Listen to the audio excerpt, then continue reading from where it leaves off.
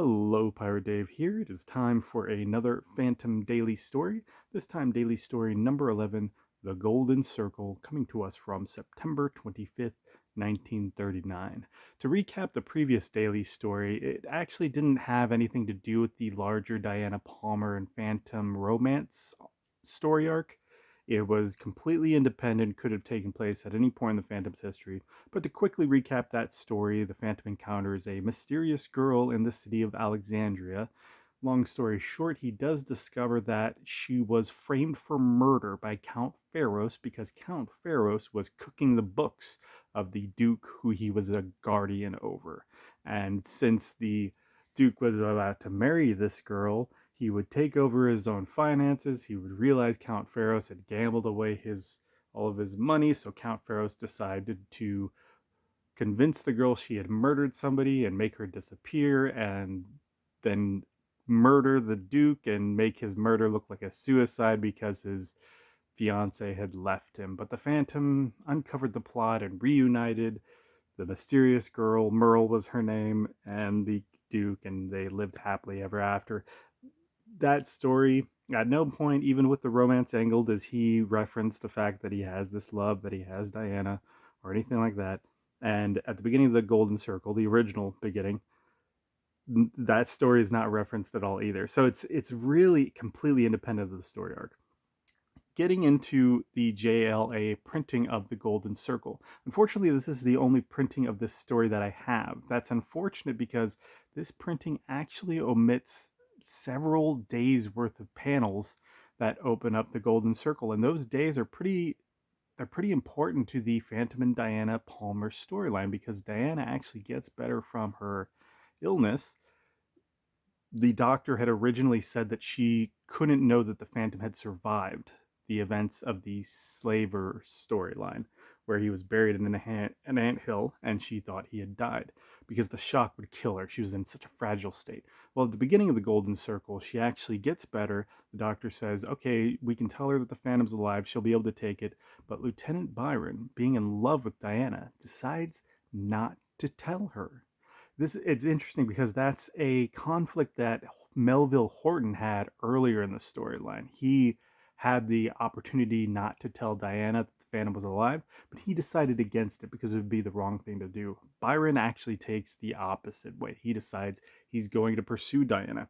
Interestingly enough, Byron sends the Phantom a letter completely admitting to this and saying, all's fair in love and war.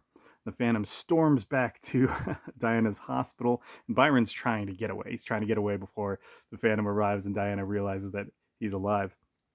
But he's unsuccessful very quickly. This takes place over only a couple of days in our world, only a couple of days worth of panels. He's unsuccessful. The Phantom confronts him. Byron apologizes for trying to pursue Diana and convince her that the Phantom was dead. And the Phantom actually immediately forgives him. He says that he understands exactly where he's coming from. Nobody could meet Diana and not fall in love with him. So he doesn't he doesn't knock him out or anything like that. It actually ends rather amicably. Diana and the Phantom reunite. They kiss. It's wonderful. Diana brings the Phantom home to meet Lily again, Lily Palmer, her mother. Lily and the Phantom have a falling out, an argument, because Lily wants the Phantom to get a regular job, and the Phantom says he's got to be the Phantom. There has to be a Phantom. So this disagreement leads to the Phantom and Diana, taking some time apart from each other so that Lily Palmer can cool down. And that's what leads into him ending up on a train ride, which starts the events of the Golden Circle. I apologize for so many minutes of preamble, but unfortunately, because the JLA printing of the Golden Circle omits those panels, all of those panels before the train ride, it's a significant part of the story that's missing. So I understand if anybody that has been faithfully reading this story has clicked away by this point. I, I humbly apologize. I should have tried to acquire a better printing of this. It is mildly interesting for people to know what printings to pick up and what to avoid. If you want to avoid missing a great deal of panels worth of storyline, avoid this particular JAL printing of the Golden Circle. But let's go ahead and get into the story that we do have ahead of us. So the Phantom boards a train, just taking a break away from Diana, and he meets a girl that storms into his cabin and says, "Oh, it's our honeymoon." And the family's like, "What? It's our honeymoon? You must be mistaken. There's another woman I love. I'm definitely not marrying you." And this woman's like, "Mama." He says it isn't our honeymoon, and she's like, "Oh, you're a demon. How dare you betray my daughter's love?" And the fan is completely confused by this point when suddenly Mama pulls out a gun, puts it to the Phantom's back. The conductor comes by, this female conductor, and to get their tickets. The Phantom doesn't say anything. There's a gun in his back, and so they continue this ruse that apparently the Phantom's supposed to marry this girl. He has no idea what's going on, and neither do we as the reader. Missing the previous panels would make this even more confusing, right? He actually smacks the gun out of the mama's hand and escapes out of the cabin. And he finds I guess he finds a train detective. still in this day and age. Where's that lady conductor? I've got a couple crazy women. Are you in compartment 14? That's interesting because he takes cabin 14 when he's on boat rides. Anyway, apparently in the next compartment, a man has just been murdered. So the detective places him under arrest because he's the prime suspect, being in the next compartment. And now the Phantom's just completely flabbergasted. He takes him back to his cabin to show him the ladies, but there's nobody there. Who are these mysterious women? I'm telling you, I wasn't all alone. Inspector, two women barged in. You can call the lady conductor. She saw them. Oh ho! On these trains, all conductors are men. There are no women conductors. The plot thickens. What's going on here? So the Phantom's completely confused. He looks around the cabin and he finds this pin, this golden circle pin. He shows the detectives, but they're not interested. Yeah, and what dumb. We don't care. It's golden circle. You've been caught red-handed. He hasn't been caught red-handed, but he's their prime suspect. So the Phantom just knocks him out. That's his best choice in this situation. He runs along the train to escape the detectives. They're firing at him. He's running from the law. Doesn't want to be, and it's an interesting choice, right? Because he would be taken to jail, but I mean, yeah, I guess he has to avoid that because his identity would be exposed. They definitely take off of his mask. He really can't allow himself to just be arrested for a murder, especially when he knows nothing's happening. Anyway, he escapes the detectives, jumps off the train along with Devil, and his only lead is this golden pin. Catches a ride to the nearest town, which is actually Paris, France. So keep that in mind that all these people are supposed to be local Parisians. The dialogue's not really going to come across from that, but I guess that was just a reality of American storytelling of the time. All this dialogue, if it had sort of a French accent, would probably be very difficult to read. We get this day's worth of panels where the detectives are going back to tell their chief what happened. Interestingly, this detective has the skull mark on him. So that's interesting because it's not like this guy's an evildoer. He was just doing his job, but now he's going to have to live out the rest of his life with this skull mark on his cheek, and people that are in the know are going to think that he's an enemy of the Phantom. Obviously, we're not going to see any of that, and that's just an implied thing, but anyway, the chief says if this guy had a wolf with him, obviously you'll be able to find the wolf, you'll find the man. Immediately, the Phantom realizes that's going to be the thing that... Oh, sorry about that. Knocked the camera there. Immediately, he realizes that's going to be the thing that gives him away. So he decides to board Devil up in a kennel. And so it looks like we're not going to get a whole lot of Devil assistance in this story. The Phantom stomps down as many leads as he can, and really he's just going around asking people about this golden pin, and he's having absolutely no luck, and he ends up just walking through the Latin Quarter. When he was getting a ride into town, the driver actually asked him if he was one of these art students in the Latin Quarter. So this was foreshadowed earlier. He just happens to see a group of these art students going to a costume party, right? One of them takes a liking to him, says, "Hey, come with me." It's got to be a French accent. "We are going to the art students' ball. Come on, everybody." Is that a French accent? I don't know if that's good. So he originally decides not to go, but us. "Oh, wait a minute. I'll be delighted. Didn't I say it was an art lover? I am. Art and I are pals." Oh, good, come on, we're going to have a big night. And he sees the golden circle pin on this character Fifi's costume. That's interesting.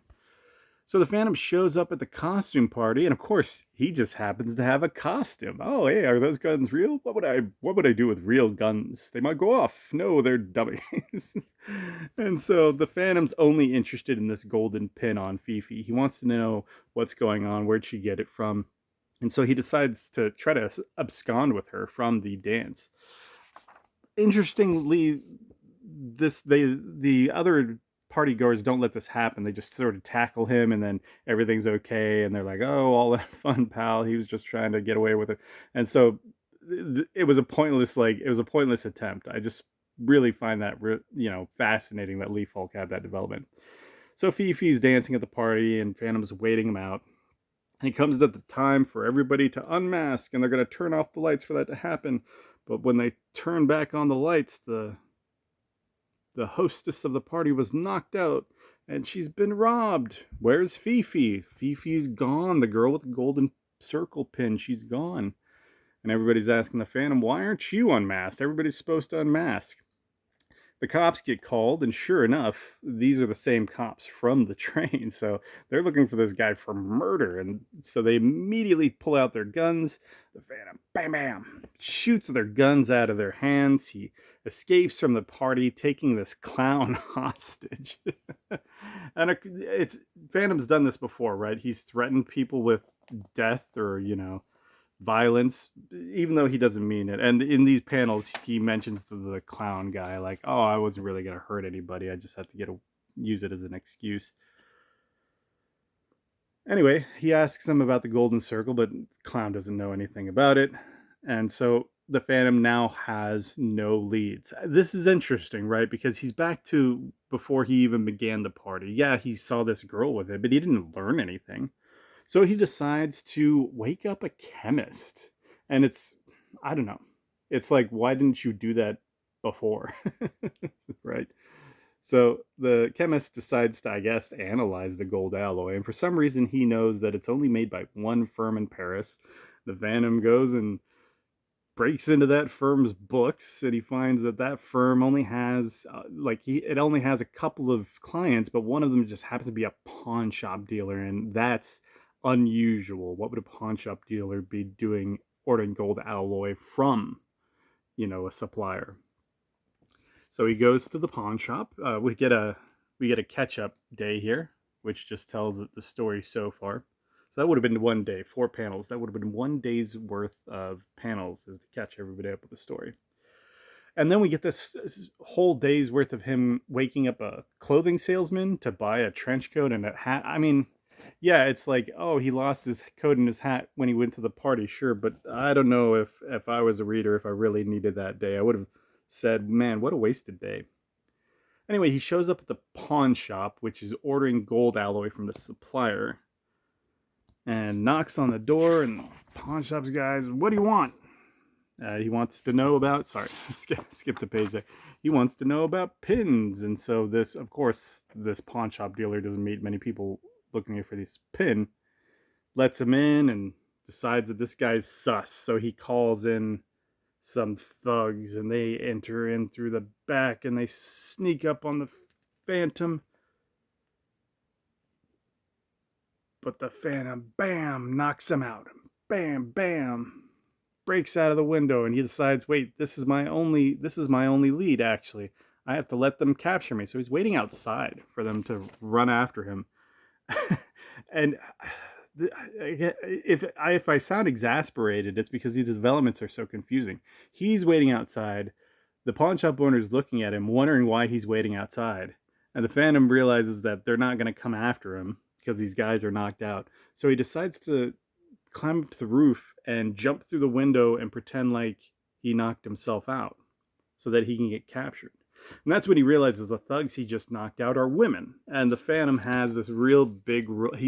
He apologizes to these people that just tried to, kill him. Ladies, I'm ashamed. I never hit a woman, even if she's poking a gun in my spine. You are both masquerading as men. And it just so happens one of the women he's just knocked out was Fifi from the party. Fascinating. Fifi brings the Phantom to the leader of the Golden Circle, Mara, and that's when Mara lays out everything that's happened. What happened on the train was apparently they were robbing a guy in the adjoining compartment, right? And no, okay, so she just tells him actually how they got out of this situation. She doesn't actually give up the whole scheme here, but these are panels again omitted from this printing. I am sorry, it just omits so many panels from this story. The story was they were robbing a guy in the compartment next door. The guy fought back. They ended up having to kill him, and so they called an audible on their plan. They snuck into the Phantom's compartment and tried to hold him hostage, and they got away with another disguise as old biddies, and that's why they weren't found. And so the Phantom says, "Oh, well, I'm impressed. I've come here to join you." And Mara's skeptical, but she decides, "I've got to leave it up to the council, the Golden Circle Council." Meanwhile, the pawn shop owner discovers the skull mark on his face. Looks like it is a death's head. The council is deciding whether or not this guy can join them. They don't know that he's the Phantom yet, right? So apparently there's a very heated debate. Mara defends the idea, and Fifi decides to argue for the Phantom joining them. The council narrowly decides he's going to be in, but that's when somebody realizes, "Oh no, wait, before you take off the handcuffs, we need to talk to you." The pawn shop owner, "This death's head mark won't come off my face." And this older, she knows, "Death's head, the sign of the Phantom. Your Mr. Romeo is the Phantom. We almost let the Phantom in the Golden Circle. How ridiculous." So the Phantom's brought before the Golden Circle Council. "He must die. Take him away. We have ways of disposing him." And they're going to vote again. Keep in mind, like each of these four panels, like where did we start, is taking place over a day. So 1 day, 2 days, 3 days, 6 days, 9 days. The Phantom's back, imprisoned, 12 days. I mean, like this is how long it takes. There's a democratic vote going on with the Golden Circle. As a reader, this would have been infuriating for 2 weeks to see what the Phantom's fate is going to be, because some democratic process is being decided with this gang of women. And anyway, they decide not to kill the Phantom, but they're just going to keep him imprisoned. And so he decides to turn on his charm, and he charms Fifi, and he puts Fifi and Mara against each other, convinces them both that he's in love with them. Sure enough, they're at each other's they're suspicious of each other because neither of them know that the Phantom is playing them. We get another catch-up day here, and Mara decides that the Phantom's going to accompany them on one of their little schemes just because she wants to impress the Phantom. But meanwhile, Fifi wants to impress the Phantom too. So even though the plan is for Fifi to distract a jewelry store owner and Mara to grab the jewels, Fifi decides she wants to try to do everything herself, distract this jewelry store owner and grab the jewels when they step outside to see how the jewelry shines in the sunlight. Sure enough, the jewelry store catches on to the scam and calls for the police. "Help, help." The ladies narrowly escape the police. They get back into the car and bicker over the Phantom at each other. Meanwhile, this detective's talking back with the police chief. Remember, these police are still looking for the Phantom. And he's like, "I've looked everywhere for this wolf. You told me to look for the wolf. I can't find him." And we get a whole day's worth of this detective just still not finding this wolf. Can't figure out where to go. Back at the Golden Circle, Fifi gets dressed down for screwing up the jewelry store heist. And so she goes to the Phantom to basically dump on him, to complain about how mean the Golden Circle is being. And that's when Mara discovers that the Phantom has been playing them both against each other. Don't get the wrong idea, Mara. I'm not in love with Fifi. And so Mara's like, if only I could believe that. Prove it. Take me away from here. I'm tired of this life. And so that's when you're a beautiful girl, but you remind me of a tigress. I keep thinking of the jewelry you killed. Bella, did it not be? Oh man. So Mara's completely heartbroken. Look at that. Look at that face. You'll never see her again or anything else. This is your finish. You die tonight. What a man. Ray Moore. He can really draw those faces. Fifi, meanwhile, is still in love with the Phantom. She still has a soft spot for him. She doesn't have a key to the jail cell, but she does have a key to his handcuffs. So she uncuffs him, but he pretends that he's still cuffed, right? Meanwhile, the Golden Circle decides to execute the Phantom. They do this by tying him into a sack and dropping him into an underground river. And of course, he falls into the river, but thanks to Fifi uncuffing him, he's able to escape out of the sack and swim to safety. Meanwhile, since Fifi screwed up the jewelry store attempt, and since Mara's, bitter against her because she had the Phantom's interests as well, she gets sacked up and she gets dropped into the river as well. The Phantom, thankfully, is there to rescue her. And we get this very touching little interaction from them. And with the Golden Circle thinking they're both dead, this is where the Phantom decides he's going to turn on the theatrics. He does let Fifi know that he's not in love with her, that he has a girl, and she's actually pretty cool about it. She's pretty shaken up, and she's like, "Oh man, what a lucky girl." It's a pretty touching moment, right? Again, it's more confusing that to any readers of just reading these reprintings, they wouldn't have seen those earlier panels. I hate to keep harping on it, but it is what it is. Meanwhile, we check back in with the detective and the police chief. You better keep looking for that wolf. And he realizes, well, here's a kennel. The wolf isn't here. I'll give up. And looks like he's got to find the wolf. He found the kennel that Devil's boarded up as.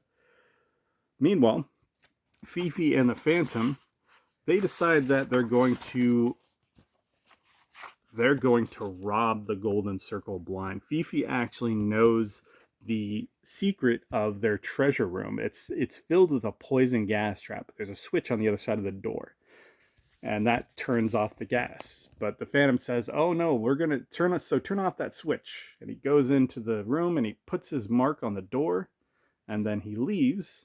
Now close the door and pull the switch back. Now I'm going to open the room so it floods with poison gas. So now the Golden Circle are going to think there's an intruder in their treasure room. Sure enough, they run to the treasure room and they find the alarm. Someone's broken into the treasure room. And when they get in there, there's nobody there, but they see the skull mark on the wall. They're like, what? The ghost who walks, the Phantom. They think he's dead. They thought he was dead. But here's his mark on the wall after he's supposed to be dead. And of course, the Fifi and the Phantom's like, Phantom's strategy calls for a complete crack-up of enemy morale before proceeding into action. That was step 2. A third step will be needed to convince a few diehards. So the Golden Circle have their meeting again, their conference, and that's when the lights go out and the Phantom's lit up face. Let there be silence. The Golden Circle is finished now. Golden Circle just starts firing wildly into the darkness. And the Phantom just explains it. I guess, like he needed to explain that these flashlights were a great effect. Again, this was 1939, so maybe that wasn't well known. Maybe people didn't know how effective the flashlight underneath your face could be to be like a scary looking thing. It was a totally new thing. How many people had a flashlight? I don't know. Meanwhile, the Phantom decides he's got to go take care of the pawn shop owner because they're going to call the cops. He goes after the pawn shop owner. He takes a stool to the back. Look at that, just tanks it. Knocks him on the chin and takes him back. Meanwhile, the Golden Circle's actually discovered where Fifi is, and they're closing in on her. And she's just holding them at bay at the door, What can I do? What's keeping him? Why doesn't he come? And there's the Phantom just in time carrying the pawn shop owner. He calls the police. What? The Phantom will be there in 5 minutes. And he puts his arm, he surrenders to the police. I'm on your side. Chief, here's your crime wave all wrapped up and ready to go. You've never heard of the Golden Circle, have you? And he explains everything they've done. He shows them the jewels that they've taken. He shows them the pawn shop owner who's their fence. He exposes everything about the Golden Circle, and they get marched out by the police. Catch me rushing to jail. Meanwhile, the detective has found the wolf. He's found Devil. Oh, finally, finally. And so he makes it back. He calls his police chief. Yeah, I've got him. Who? The Phantom, of course. After 3 months of searching, I found that wolf. Yeah, and then he walks in. I got him cold. What? You don't want him? For 3 months, he spent 3 months looking for this. So the story took place over 3 months. It's very interesting, and I don't think we have to read too much into it. But it's funny how Lee Falk puts this timeline on, and I think he's just doing it for this joke. I don't know that we're supposed to really take this 3 months bit seriously. But for 3 months, he's been looking for this wolf. He finds the wolf in the kennel, and this is just after the Phantoms has turned in the Golden Circle to the Parisian police. And so the detective faints at the end there. We get a nice little joke. Meanwhile, what happened with Fifi? Well, the Phantom catches her in the lineup there. It's the girl chief.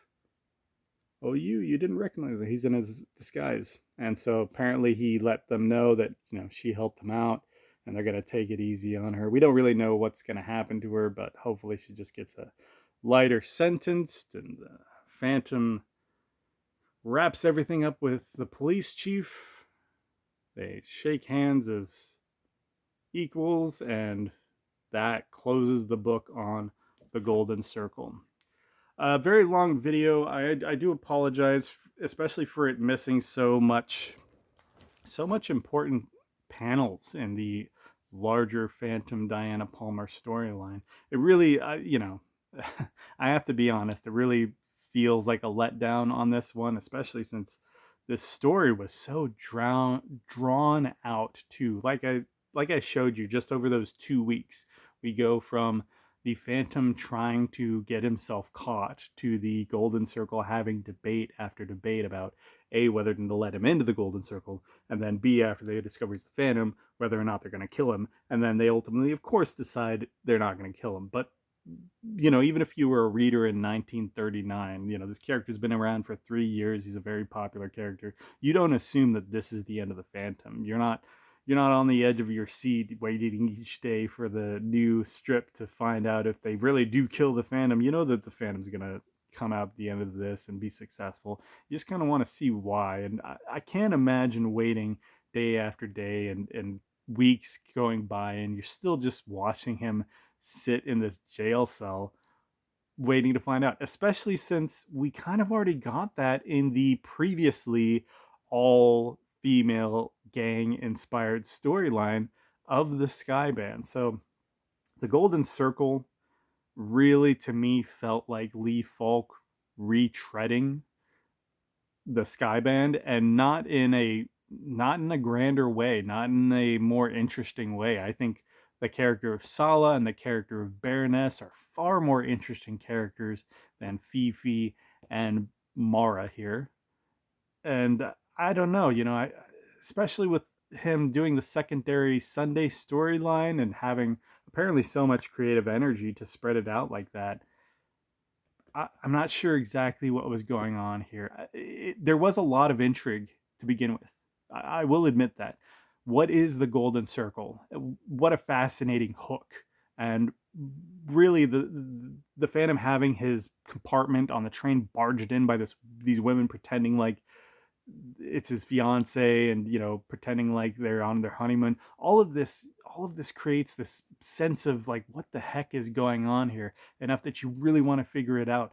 But it gets so drawn out and the payoff just isn't there, that it was all just this audible that they called after this failed robbery in the compartment next door. And really all of the all of this robberies that we see the Golden Circle try to attempt in this book, including the one that they take the Phantom along, are unsuccessful. So it presents this, this threat, this crime wave that the Phantom is going to rid Paris of, as really being kind of incompetent. And you kind of wonder why they were even a threat to Paris before the Phantom ever arrived. I don't want to wax too much about that, to be honest, because I could keep complaining about that. Once again, I do apologize that this is a disappointing reprinting and that it omits such important panels for the Phantom and Diana's story arc. As far as I know, this is the only JAL PCC reprinting that omits such a significant portion of the story. And really there's no explicable reason why. This is 17 pages, this reprinting. Other JAL reprintings have been 20, 22 pages, so they've certainly done that page count in the past that they could have included at least a truncated version of those events. But I will be continuing to show off these JAL reprintings for the next several stories, just because I have them, and because I don't have the Hermes Press Volume 3, so they really are my only option at this point. Hopefully, despite all that, this was informative. If you wanted to know what the Golden Circle story was about, hopefully you enjoyed what was there. And, I will see you next week. We will be revisiting the Sunday storyline. We will be moving on to Sunday story number 2, The Precious Cargo of Colonel Wynn. What is that story about? What can it possibly be about? You got to give Lee full credit. He comes up with these intriguing story titles that really make you want to tune in, or in this case, buy your local newspaper for the start of that story. Thank you very much. I was Pirate Dave. I'll see you next week. Bye.